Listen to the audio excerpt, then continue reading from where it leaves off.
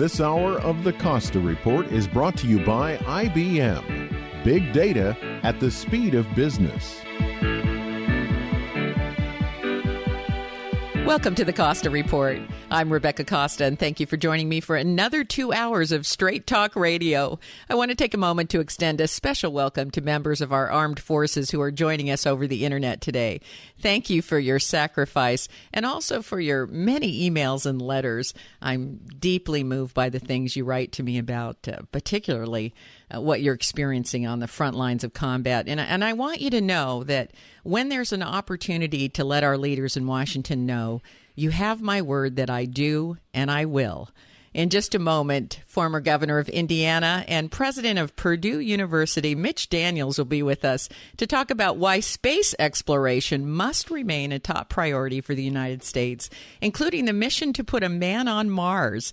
He'll also give us his thoughts on the upcoming midterm elections. But before Mr. Daniels joins us, as is my custom each week, let me tell you a little about his background.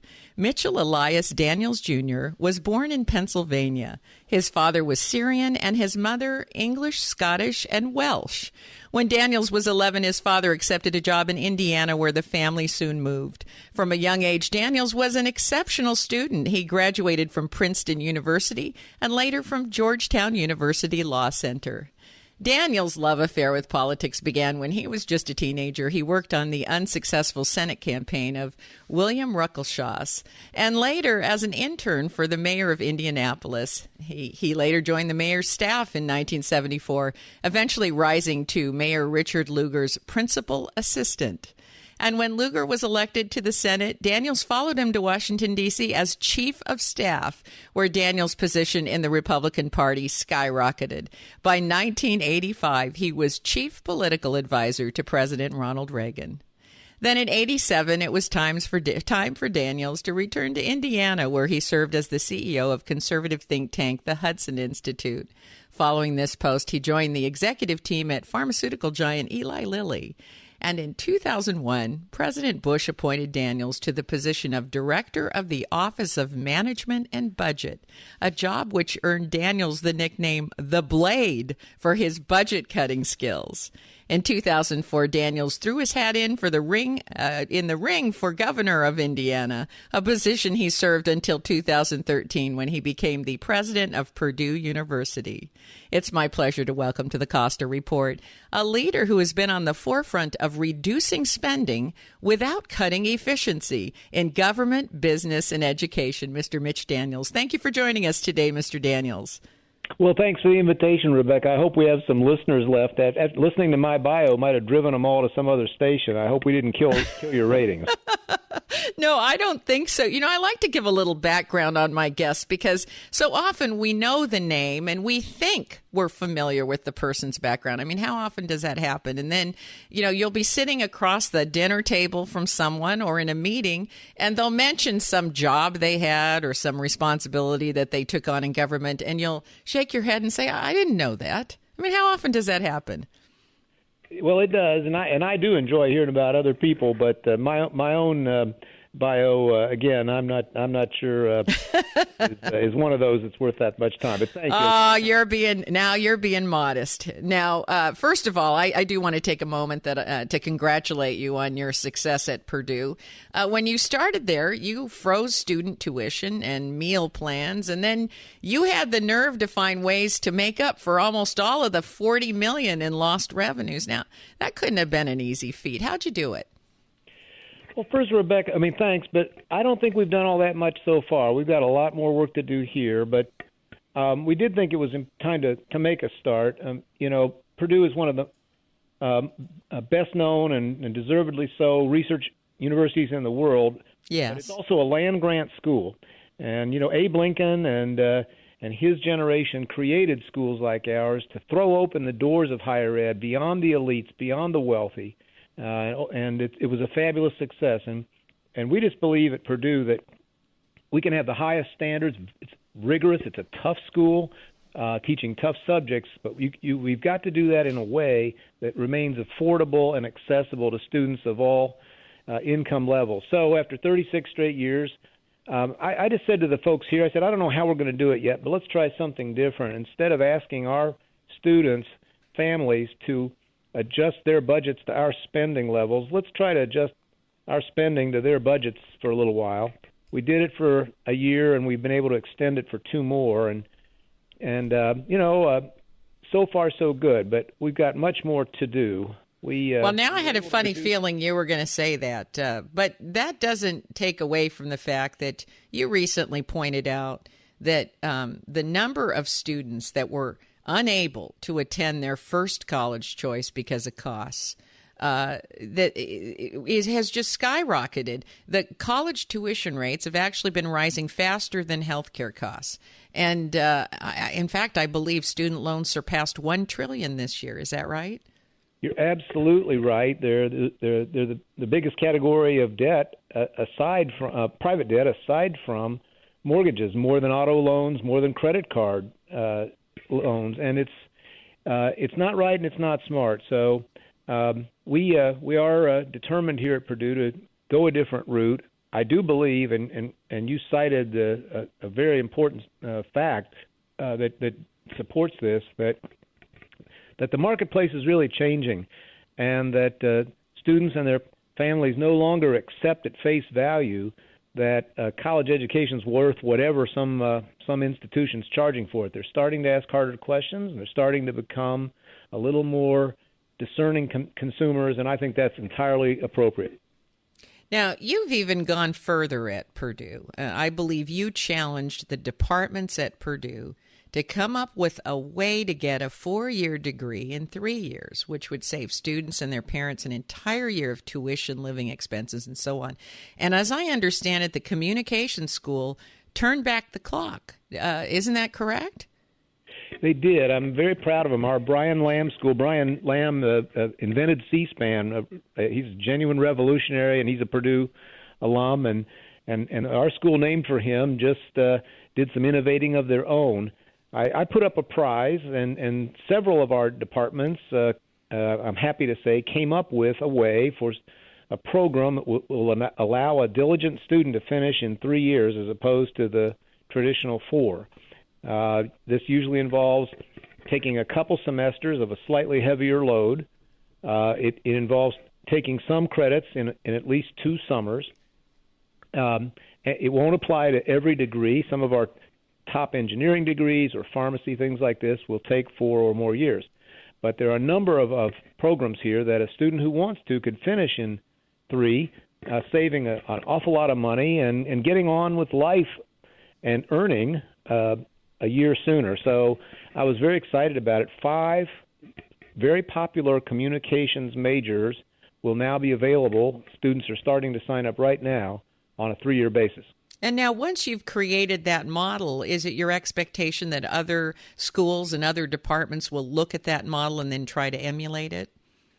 It is. If you mean schools here, some of our schools yes. Here at Purdue, I hasten to add always that we're trying things here that we think are right for our institution and for our students, but we don't pretend to have all the answers, and we don't claim that things that may work for us are necessarily right for any other institution. But yes, here at Purdue, as I said, 6 different departments did step forward. I'm expecting the 5 who didn't win the prize, the money prize, to proceed anyway with the new programs they've devised. And absolutely, we're going to be urging every college and every department within them that can find a 3-year possibility to do so. Well, I think it's really exciting because I've heard that the savings estimates of going from a 4-year degree to a 3-year degree range from anywhere from $10,000 to $15,000. And that is a tremendous savings for families that are really working 2 and 3 jobs to put their kids through school. Now, we have to take a short break. When we come back, we're going to switch gears from cutting costs to where we should be spending our money. You're listening to the Costa Report.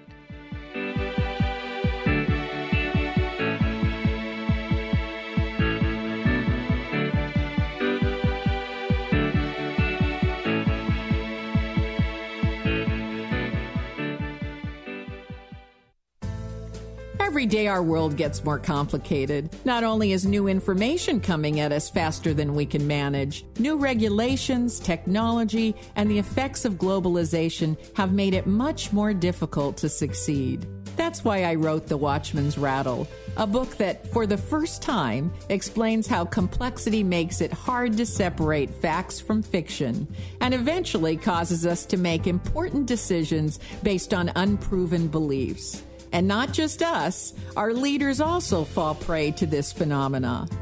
But here's the good news. Once you know the symptoms to watch for, you can safeguard against them. So please, go to RebeccaCosta.com. That's RebeccaCosta.com and order your copy of The Watchman's Rattle. It only takes a few minutes and the shipping is free. That's RebeccaCosta.com. Do it now. You'll be glad you did. Big data is changing the way organizations work. From data-driven marketing and ad targeting to the connected car, big data is fueling product innovation and new revenue opportunities. It's creating a culture in which business and IT leaders join forces to realize value from all data. They infuse analytics everywhere and make speed a differentiator, gaining competitive advantage from faster, more informed decisions.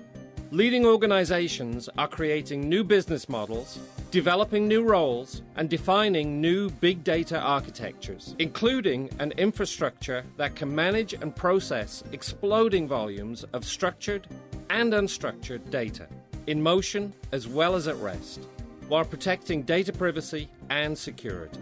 Find out how IBM Big Data and Analytics can transform your business. Visit www.ibm.com/bigdata today. Healthy Way Radio, we're talking to Fred today. Hi, how you doing? I understand you've already lost 6 pounds and you've only been on the program for 1 week this time. Actually, a little less than a week. It's terrific. I feel great. You tried this about 20 years ago. I did. You know, it's one of those things where I got into a groove and I stayed really healthy for a long time. Then I got to a place where I needed some help and I knew where to come. Came to Healthy Way. What do you like about the Healthy Way? I like the personal touch. You know something? I really like the fact that it's been in the same place for all these years. Obviously, it works. You've had some health issues since the first time you came to us. I got type 2 diabetes, and I noticed that my blood sugars already have leveled off a great deal. And the program's easy for you to deal with? Very easy. It's very simple. It's not complicated. The plan is laid out so you can understand it easily. And when you come here, there's always someone to talk to. All right, Fred. Well, we'll be checking in with you periodically. Thanks for joining us on the Healthy Way today. Thank you. This could be you. Call 462-5900. Go in for a free consultation at the Healthy Way. This weekend, be sure to stop by 2300 Portola Drive for KSCO's big longevity sale. This Saturday and Sunday from 10 a.m. till 2 p.m. is your chance to get your hands on some of Longevity's newest products and some of our best sellers. We've got the new Amasi probiotic yogurt, plain and raspberry, Beyond Organics green-fed raw cheese, Go Food Bars, and the Swero Cleanse and Detox System. We've also got your Mighty 90 packs, plant-derived minerals, Ultimate Classic, Brain and Heart packs, Beyond Tangy Tangerine Original and 2.0, Ultimate Daily Tablets, and the Healthy Digestion Pack. And while you're there, be sure to ask for the special sign-up bonus. The big longevity sale is happening again this weekend, Saturday and Sunday from 10 a.m. till 2 p.m. Don't miss your chance to get your hands on some of our newest products. Supplies are limited, so make sure you stop by early. This is your chance to support KSCO operations Saturday and Sunday, 10 a.m. to 2 p.m. right here at 2300 Portola Drive in Santa Cruz. This weekend, be sure to stop by for KSCO's big longevity sale.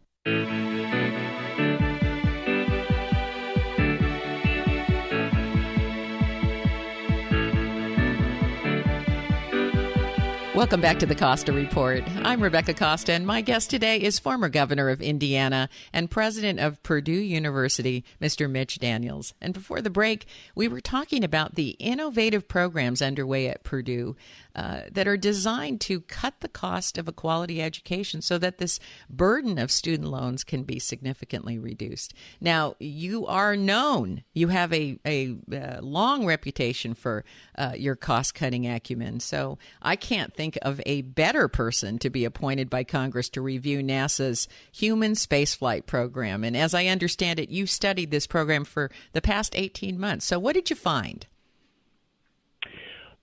Well, we found a lot of to be inspired by the bravery, the technological brilliance of NASA over all the years, right up to the present time, and all the companies who are part of their network is just truly astonishing and impressive. It ought to be a source of pride to all Americans. But we also found a system which is often hamstrung and handicapped by too many priorities for the dollars that are available, by stopping and starting, by politicians interfering, blocking potential efficiencies, maintaining obsolete facilities and so forth for provincial reasons. And so what we really found was a system with magnificent scientific and technical capabilities that is not going to achieve the possibilities and goals that we'd like to see for it unless there's some big changes made. Mm-hmm. Now, NASA has been seeing continuous budget cuts to the point where it's become fiscally impossible to stay on a long-term mission, like, for example, putting a man on Mars. So what do you say to listeners who feel that with roads and bridges and other infrastructure falling apart and our situation in Iraq and, Hamas and Israel, and we just seem to need funding for every program around every corner. And the deficit is growing every single day. What do you say to people who say, hey, we can't really afford space exploration anymore? Well, Rebecca, those are very natural questions. I mean, it's important to start with the factual context. The NASA budget, and particularly the human space flight part of it that we were assigned by the National Academy of Science and Engineering to look at, is a few tenths of 1%. Mm-hmm. It's less than half of 1 penny on the federal dollar.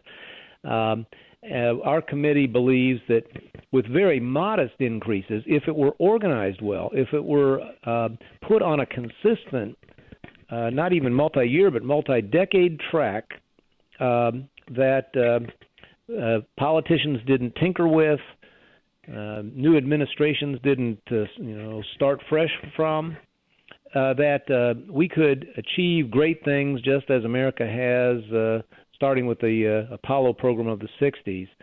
The problem for all the folks who raise those very good questions, there's one answer. It's the entitlement programs. It's not NASA.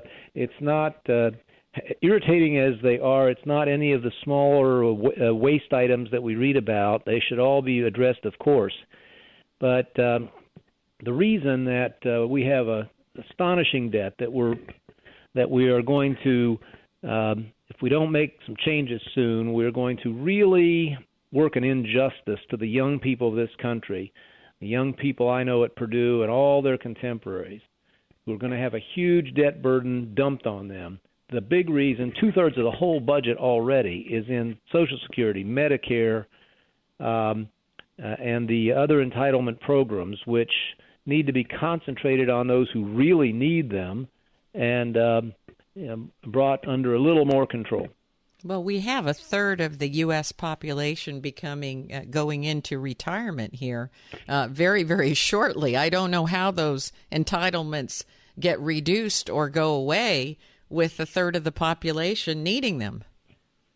You make an excellent point. That's why action is urgent very soon. There are a number of things we can do to improve this situation. We could stop sending Social Security checks to millionaires and concentrate resources on those who really need them to have dignity in their older years.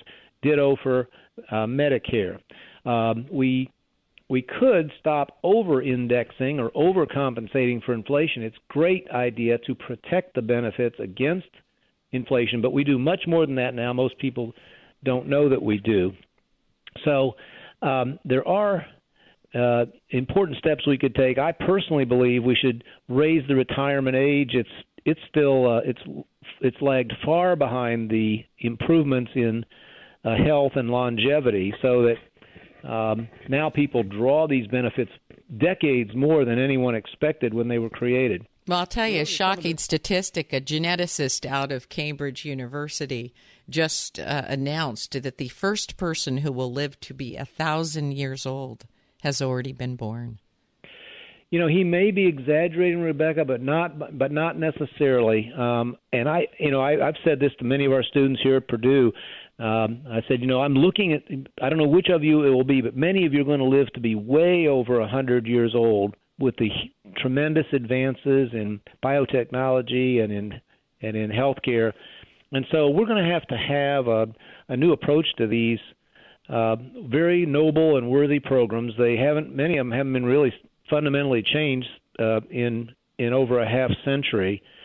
I have to tell you that now that I travel in circles of higher ed, people are worried about our universities and loss of support for basic research and so forth. It's the same problem. The entitlements are devouring the budget, so there's not much left for NASA. There's not much left for National Science Foundation. There's not much left for many, many other really important programs of government that we count on. Well, I like your idea. We have everybody's tax returns. Why not look and see how many assets they have? If you've got $500 million of assets, I don't think you need the government's Social Security check, do you? I mean, why don't we have a cutoff point at how many assets you've acquired to the point of retirement? Yes, no, exactly. There are reasons. They're basically political in origin. The folks who created these programs I know, but let's put politics aside for a second. Let's just be practical. What's wrong with just being practical in government? Not a thing, and as a matter of fact, we're going to be forced to be. If we don't take some of these steps to, and as I think of them, save the safety net. This isn't a matter of people want to take it down. This isn't people who want to make changes want to preserve it. It is going to implode. The arithmetic, this isn't a matter of philosophy. It's not a matter of political viewpoint at all. As a matter of arithmetic, there isn't a chance in the world. That's right. Of keeping the promises as they exist that are built into those systems. So what we ought to be doing is thinking about the people who need them most and making adjustments that allow us to take care of them. Well, that's well said. And speaking of safety nets, even on a trampoline where life or death is involved, the safety nets are meant for one or two people to fall on them. You have 100 people fall on those safety nets, and guess what? You hit the ground. So you're right. We need to save those safety nets for those who really do need them, and they were designed for that in any case. We're going to have to take another break. Stay right where you are. We'll be right back with more from Mitch Daniels. You're listening to the Costa Report.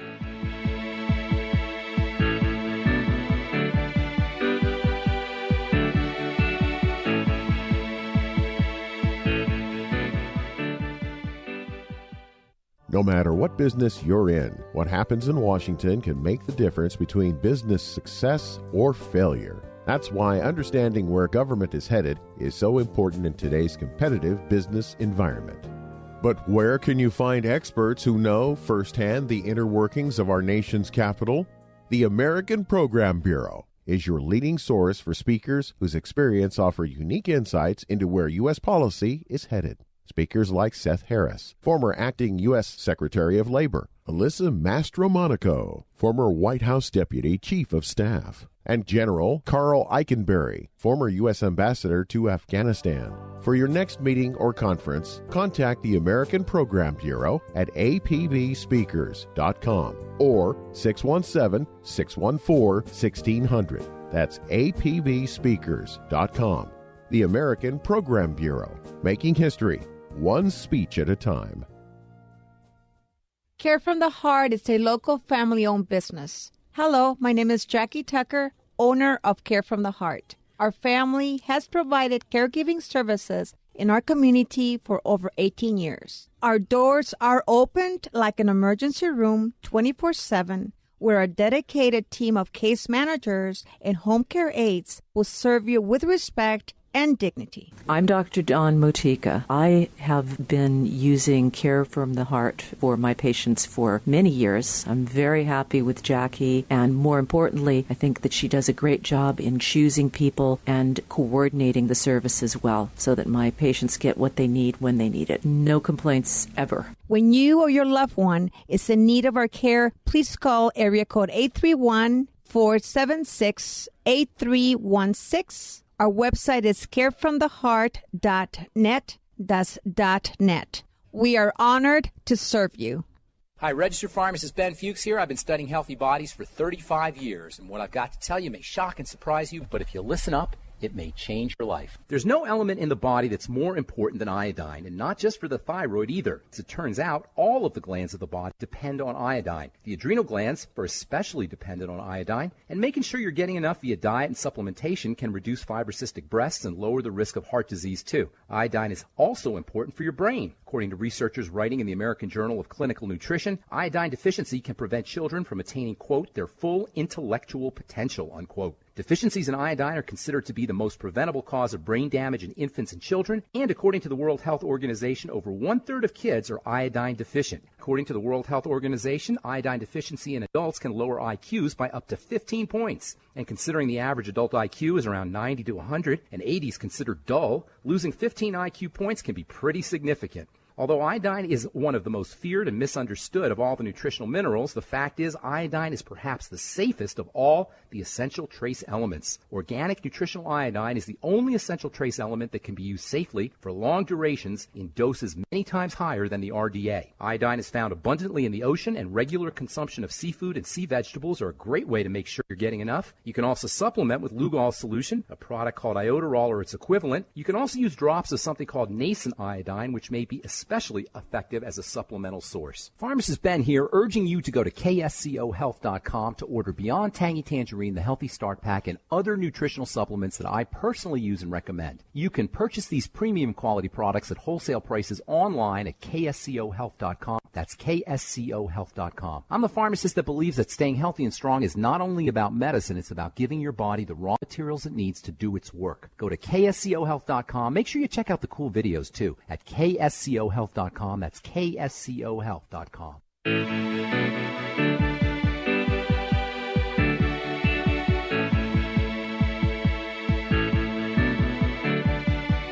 Welcome back to the Costa Report. I'm Rebecca Costa, and if you're just joining us, our guest today is Mitch Daniels, who is making the point that the entire budget of NASA pales in comparison with entitlement programs, which we can no longer sustain, and so the entire programs and all the safety nets that are there for those who most need them are in jeopardy today. Now, just to finish up on space exploration, in addition to inspiring our youth, the knowledge that we gain from space exploration benefits businesses, jobs creation, research, competitiveness. They all go hand in hand, don't they? They do. The assignment to our commission, which is hardly the first to look at this issue, Rebecca, was an interesting one. First of all, almost half of us were not lifelong space community experts. We're not technologists. The assignment here was to step back and ask the fundamental questions. Is this really important at all? And if so, is it important enough to justify the investments that will be required? And I have to tell you, we approached it very open-mindedly and very skeptically. If you add up all the direct benefits, the new products, the new companies, the economics of it all, if you add to that, there are some significant benefits occasionally in terms of the prestige of our country, our ability to work with other nations and bring them together with us in cooperation in space programs. If you add up all the tangible benefits, it's still hard to say it's worth the money. But there are non-quantifiable, intangible benefits, the inspiration of our youth, the attraction of bright young minds to science and technology as opposed to, law, finance, some of these things. And the ability to unite the country occasionally around the thrill of a great achievement. Our committee decided when you put it all together, that the things you can count, the things you can't, it's still really worth it, but only if we reorganize and allow NASA to aim for a great big goal, as it did when we landed on the moon, and stick to it over the long time frames that will be necessary to achieve it. That's right, which means through several administrations. These things are not done by one administration or one congressional group. Of all the government institutions we have, NASA has proven it can tackle extremely complex challenges and meet their budget and schedule targets on a fairly consistent basis. So, I don't know, it seems to send the wrong message when we penalize success by chopping their budget, even though, they should be a role model for other departments. I mean, why not expand NASA's mission rather than cutting it back? Give them more things to do. Well, I agree right up to the last sentence. I mean, their budget, it hasn't been slashed, but it hasn't grown. It's been pretty flat, and so inflation has eaten in, and in that sense it is smaller. I think, actually, that NASA has suffered not from too few assignments, but from too many. And by being ordered by Congress and different administrations, of both parties, by the way, to take on all kinds of multiple tasks, they have not been able to proceed forward. It's a rather sobering thing, I think. But isn't one of the reasons that they've had to take on all these tasks is that they were worried? There are 30 senior scientists there at NASA that I'm very familiar with, and they were worried that they were sort of losing their relevance. They go, we could become, people could stop relating to us. They could say, hey, we have too many practical problems. We can't be investing in space exploration. And so suddenly they had this long litany of projects that potentially might be important to somebody and would lead to funding. I mean, isn't that what happens? Don't you have to cover all bases when people are saying, yeah, we're going to cut your funding year after year after year? Didn't we create that situation? Well, that's so interesting. I wasn't there to hear those conversations, but I can imagine them. It's a very human tendency, and it's a major tendency of bureaucracies to preserve themselves, protect themselves. And one thing they think of doing is expanding their mission. Add an ally here, add an ally there. There you go. I think that's a losing game for NASA. You bet it's a losing game. Look where it's gotten them. You say too many projects, and no wonder they're underfunded, and they're not funded on the ones that really are the game changers. That is. You could have been a member of our commission. It's as though you were in all our meetings without having attended. I really think, and I understand again what NASA's been up against and the pressures and the way they've been tugged back and forth. But we did come to the conclusion that human space flight remains important. There are things that humans could do, pushing out beyond the moon, that cannot be done and will not be done foreseeably simply by robots alone or by unmanned exploration. And that there are things that speak to the human spirit that are very important, along with the very direct benefits that we get from the technology. And so we do hope. The committee did finally decide that we called on Congress and this and future administrations to adopt what we called a pathways approach. We didn't try to tell them where to go or what the steps were along the way, but we just said if you don't pick a goal like Mars and pick a route that gets you there, building on the technologies as you go, you probably won't go anywhere, and you probably won't achieve nearly what you could. And we need some kind of political, immunization for some programs. We need to set some targets, some funding, some direction, and say it doesn't matter who's in Congress, who's in the presidential office. These programs are off the table. Once we commit to these budgets can't be touched. Is there such a thing as that? Can that be done? Can we protect these long-term projects?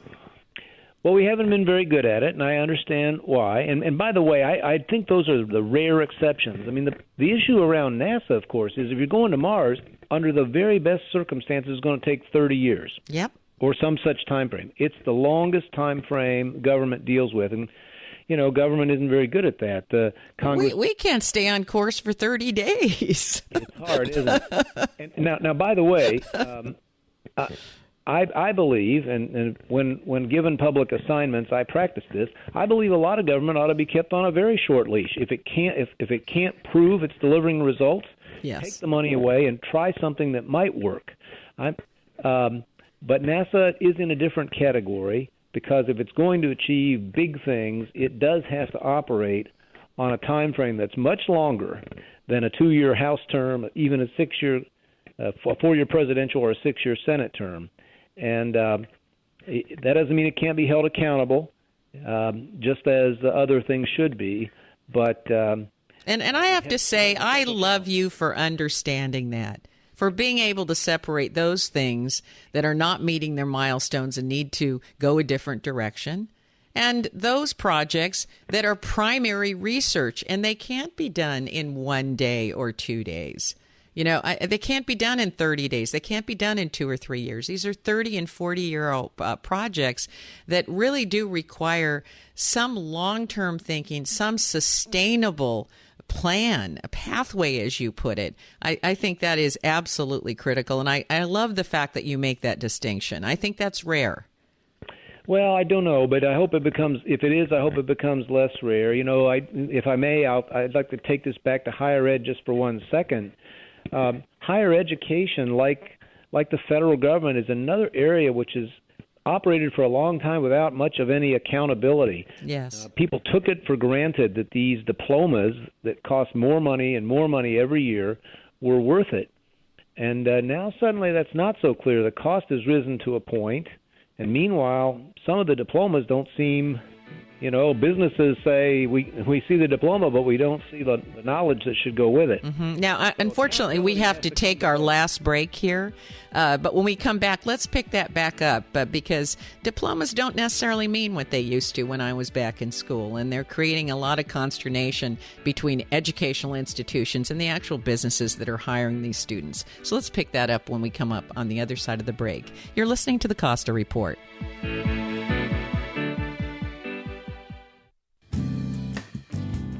We're fortunate to have Scott Caraccioli with us to explain how the process of making sparkling wines influences a winemaker's approach to making a Chardonnay and Pinot Noir. Yeah, it's really a driving factor in terms of style and really kind of making it a little bit more old world. We use all French oak, which is the same thing that we use in our sparkling wines. So I would imagine that someone who's not making sparkling wines will take a totally different approach. Yeah, it's a matter of viewpoint when it comes down to when you have a French winemaker making bubbles, you end up with a leaner, more European style of wine. To find out more about Caraccioli wines, visit us at www.caracciolicellars.com or stop by our tasting room in downtown Carmel, California. That's Caraccioli Cellars, Caraccioli Cellars, where you have to spell it to drink it.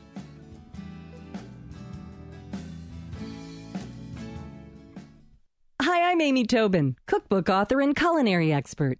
Strawberries, blueberries, blackberries, and raspberries. Dole has a bounty of berries ripe for the picking. Fresh berries are not only delicious, but some of the most powerful disease-fighting foods available. Researchers have found that berries have some of the highest antioxidant levels of any fresh fruits. So add a handful or two of your favorite berries to your next meal and enjoy their nutritional benefits and natural sweetness in all of your dishes, from salads to desserts and everything in between.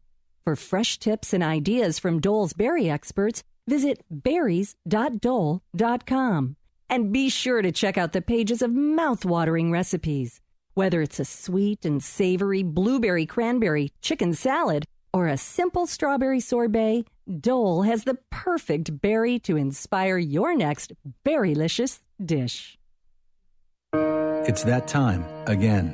Time for ballot initiatives claiming to be one thing until we get the real story and find out what they'll really cost us. Like Proposition 46. What's the real story? Well, start with the trial lawyers. They wrote and paid for Prop 46, and just as you might have guessed, they did it for money, to make millions from more medical lawsuits and higher jury awards. So who pays for it all? Well, as Prop 46 increases doctors' malpractice insurance, the cost of health care will rise for the rest of us. In fact, California's nonpartisan Legislative Analyst Office found Prop 46 would increase state and local government health care costs by hundreds of millions of dollars annually. That's the real story. Those are the risks. And why to vote no on Prop 46. Check the facts at noon46.com. Paid for by No on 46, patients, providers, and healthcare insurers to contain health costs with major funding from the Cooperative of American Physicians IE Committee and the Doctors Company. It's time to remember. Hi, I'm Janine Avila, and I'm the co-chair of this year's Celebrate the Red. We will be commemorating the 25th anniversary of the Loma Prieta earthquake. This is an especially meaningful event to me since I lost my home and was introduced to the work of the Red Cross. Join Santa Cruz County area residents and businesses who are working together to support the mission of the Red Cross by providing relief to those affected by disasters and empower individuals to prepare for, respond to, and recover from emergencies. Our humanitarian honoree Leon Panetta will join us on September 27th at the Coconut Grove Ballroom at the Santa Cruz Beach Boardwalk. The event will feature a champagne reception, buffet dinner, a silent and live auction, and music performed by Extra Large. Mark your calendars and buy your tickets before they sell out and start figuring out your outfit. This will be the gala of the year, so you won't want to miss out. Call the chapter or go to redcross.org Santa Cruz to buy tickets or support the event. redcross.org Santa Cruz.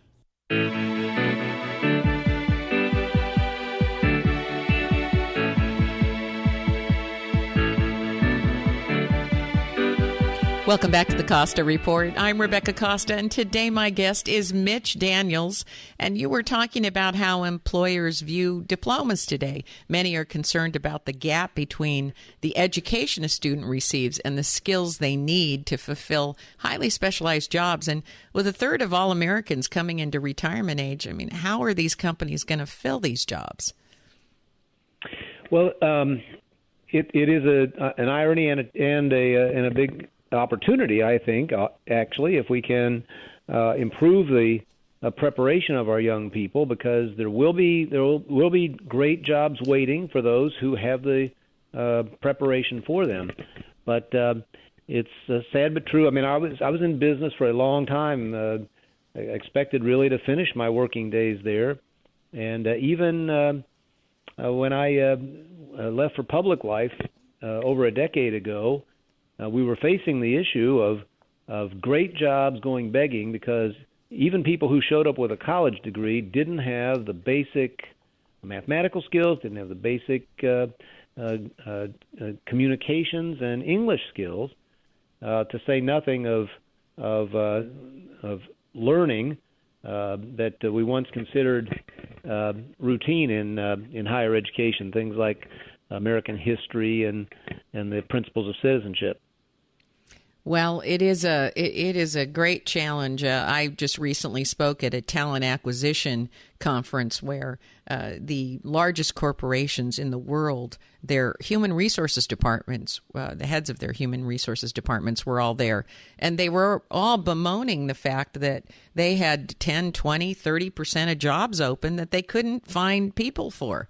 And so there is some kind of a gap, and we really do need to pay attention to it. It almost seems like so much of our focus has been on this whole healthcare debate that we seem to not leave any time or money, interest, whatever we want to call it, for some of these other issues that are increasingly, I think, growing worse over time. But as you say, as a business person, you look at that as an opportunity as opposed to something that can't be fixed. It can be fixed, and the institution that fixes it will benefit from that. Now, I'd like to switch gears for just a moment, because we're almost out of time here, but we have a midterm election coming up around the corner. And, you know, I realize as the president of Purdue, you've taken what you call a vow of political celibacy. I love those words, by the way. But as you know, this is a nonpartisan program. So regardless of which way the House or the Senate go, I'd like to ask you, what would you like to see the new Congress focus on? What do they need to make a priority at this point? Well, we've already talked about the one that matters more than all the rest put together, and that's the national debt. So I won't belabor it, but you know, it isn't going away. It's getting worse by the billions even during the program that we're on right now, and it's going to have to be dealt with if we would act on it more promptly. I mean, the sooner you act, the more moderate the steps you'll take. If you wait and wait and wait, you will have to do things that are draconian in the end. So that's number one. I would love to see them. You mentioned another one. That's very important to me. I'd love to see, first of all, Congress find things they could agree on. There's so much to disagree about. We understand that some of that may be inevitable. Infrastructure, you mentioned briefly a little while ago. We've got to rebuild this country. Here in Indiana, we're in a building boom because of some actions we took, but it's in stark contrast to what's going on elsewhere, where ridges and roads. We need pipelines. We need electrical infrastructure. This is the backbone of a strong modern economy, and we cannot afford to let ours erode anymore. And so there's an area where I would really, it always seemed to me, people who disagree about other things can agree on the importance of that. And sure, why not come together and sponsor these big public works programs? These creating new bridges, new dams, new alternative energy programs, desal plants, whatever's needed. Why not put people back to work on building up the country's infrastructure? That seems like a no-brainer to me.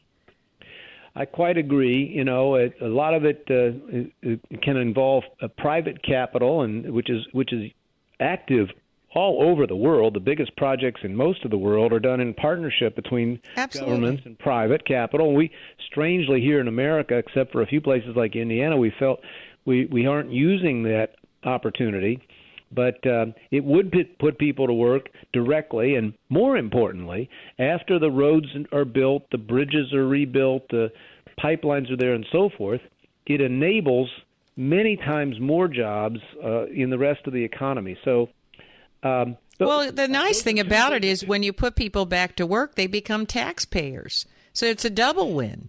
They're off of public services, and they're contributing to the tax rolls. Yes, and to me, what's even more important than that, Rebecca, is that they have the dignity that comes from earning their own success. And I think almost all Americans are more than willing to help those who are down on their luck, who need a helping hand. But even people in what we call poverty in America, the person in the technical zone of poverty in America is wealthier in many ways than a rich person was within our lifetimes. Yes. He or she owns things that the King of England didn't own because they didn't exist, cell phones and iPads and so forth. What's really, I think, so important to our democracy long term is that people feel a sense of ownership and participation. They feel they've earned their own success, and they have the human dignity that comes with that. And that's why I really hope that we'll see eventually a much stronger economy, and some of the things you and I just talked about, reducing our debt, rebuilding our infrastructure would help.